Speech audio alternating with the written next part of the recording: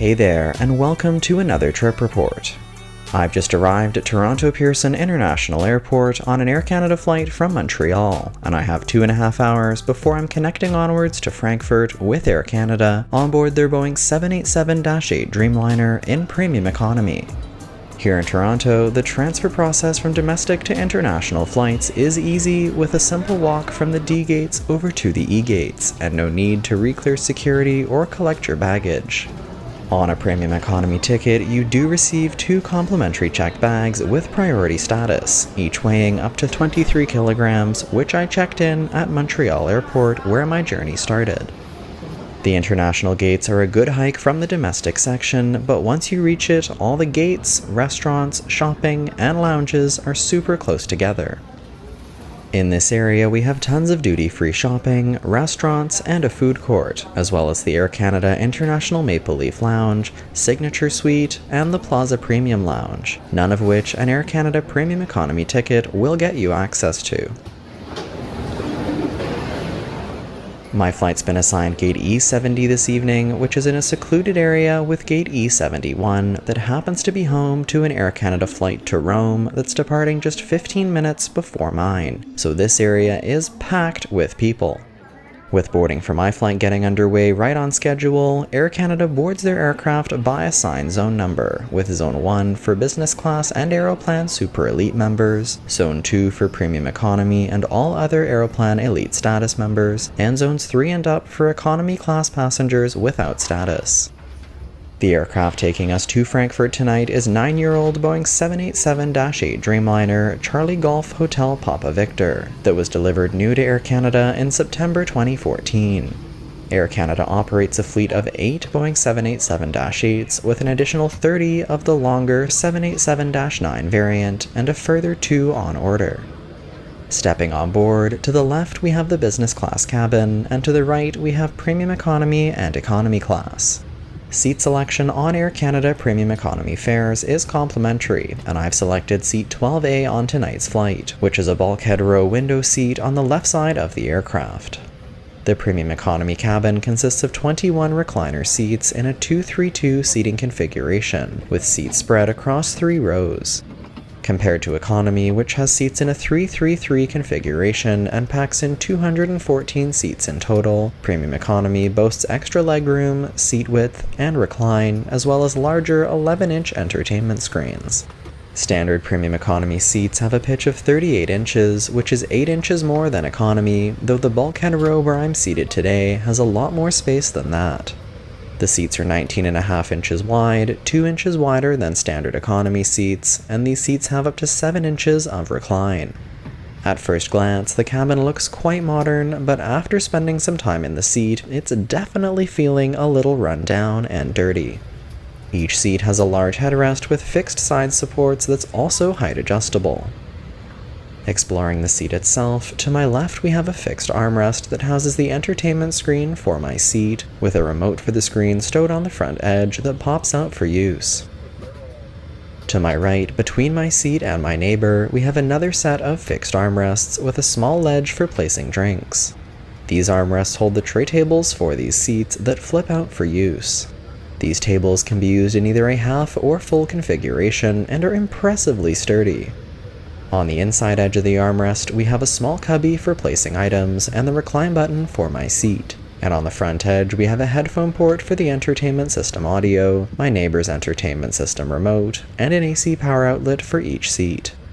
In front of my seat on the bulkhead wall, we have a 2-tiered pocket for storing the provided reading materials and any of my own items.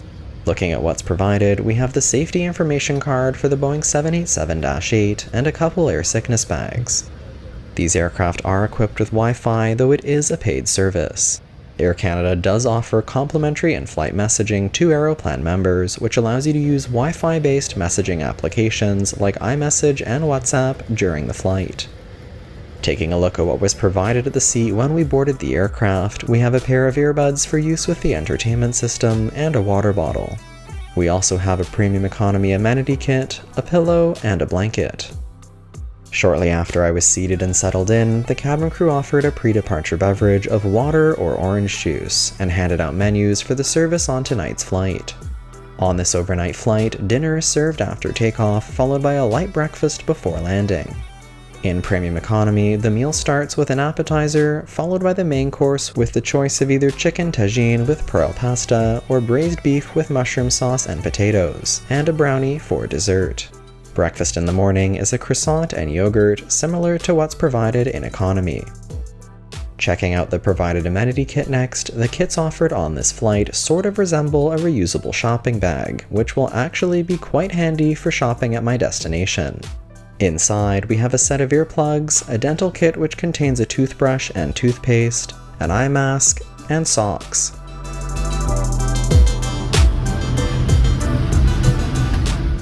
With the safety demonstration underway, we're now pushing back from our gate for the 6-hour and 40-minute flight to Frankfurt.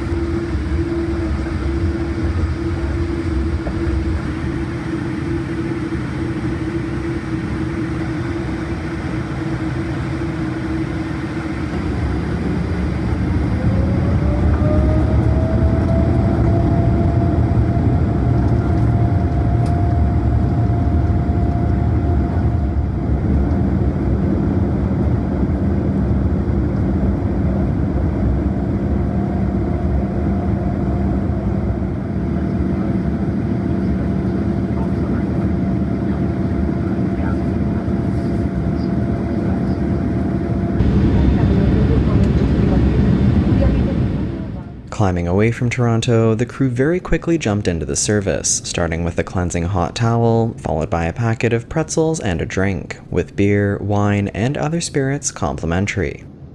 30 minutes after takeoff, dinner was served with another beverage service. I opted for the braised beef in mushroom sauce served with steamed vegetables and mashed potatoes. The appetizer with the meal was a lemon herb couscous salad, which was simple but tasty, and a cold and stale bread roll, salt and pepper packet, and butter were provided as well. Overall, this was a tasty meal and I was happy with the beef as my main course choice. I was surprised to see no vegetarian option on the menu, however, as typically in other classes on Air Canada flights, there is at least one vegetarian option available. As I finished my meal, the crew were super attentive about removing trays quickly in the premium economy cabin, so passengers could get to sleep. Impressively, the whole service was completed within 30 minutes. Before I settle in for the night, let's check out the entertainment system. Popping the screen out of the armrest, on the bottom edge we have another headphone port for connecting to the system audio, as well as a USB-A charging port. The system itself is loaded with on-demand content including movies, TV shows, music, audiobooks, and podcasts, with a good range of content available under each submenu. Each type of content is grouped into different sections by genre, with headings for new releases and what's coming soon as well. Under TV shows, you'll also find Apple TV Plus content thanks to Air Canada's partnership with the service. In general, the touch responsiveness of this screen is quite good, but the graphics are starting to age. Similar to the screens in economy and business on this aircraft, which I reviewed previously, these systems were very impressive when Air Canada first started receiving these aircraft around 2014, but they're no longer cutting edge. I also don't love how the menus are organized and find a lot of scrolling is involved to access different submenus. Continuing our tour, you'll find a dedicated kids content section with movies, TV shows, music, and games divided into different age categories. There's a section where you can read about Air Canada, their network, initiatives, and fleet, with a dedicated section on the Boeing 787 Dreamliner, a section where you can view the food and drink options available on tonight's flight, and a menu with games. Lastly, there's a section with different city guides to help you prepare for your destination, with details about where to stay, eat, and explore. Moving on to the in-flight maps, there's lots of different viewing options and the graphics are quite good, with some 3D options available. But again, this is starting to show its age compared to the newer systems in Air Canada's fleet. Looking at the bottom bar of the screen, there are sections for saving on-demand content to watch later, a progress bar showing the progress in our flight, and buttons for controlling the attendant call button and overhead reading light. There's also a settings menu where you can adjust the screen brightness and system volume, as well as various functions like parental control, navigation language, and turning the screen off. Getting up to explore, the small premium economy cabin is separated from economy class by a partition wall, but no curtains in the aisles. There are 7 lavatories on board, with 2 for premium economy located in the galley area between business and premium. Stepping into one of the lavatories here, it's quite modern, spacious, and well lit. The faucets are motion controlled, hand lotions are provided in addition to soaps, and there's even a window to outside. Back at my seat, water was served 1.5 hours into the flight, and now it's time for me to get some rest. Reclining the seat, it's quite impressive, but unfortunately there's no integrated seat leg rest as you might find in some premium economy cabins, like Lufthansa's. The other seats in the cabin do have a small footrest, though not mine as it's in the bulkhead row.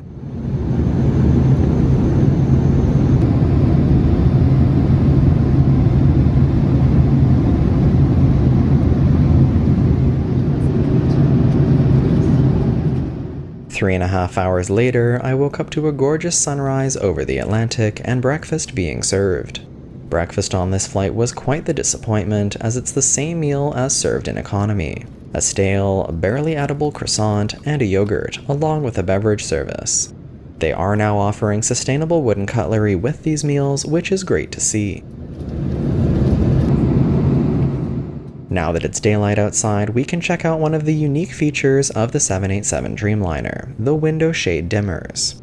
Instead of standard pull-down window shades, these aircraft have window dimmers with 5 different light levels that can be controlled by the button below each window. The windows on the 787 are also huge compared to other aircraft in its class, letting in tons of natural light.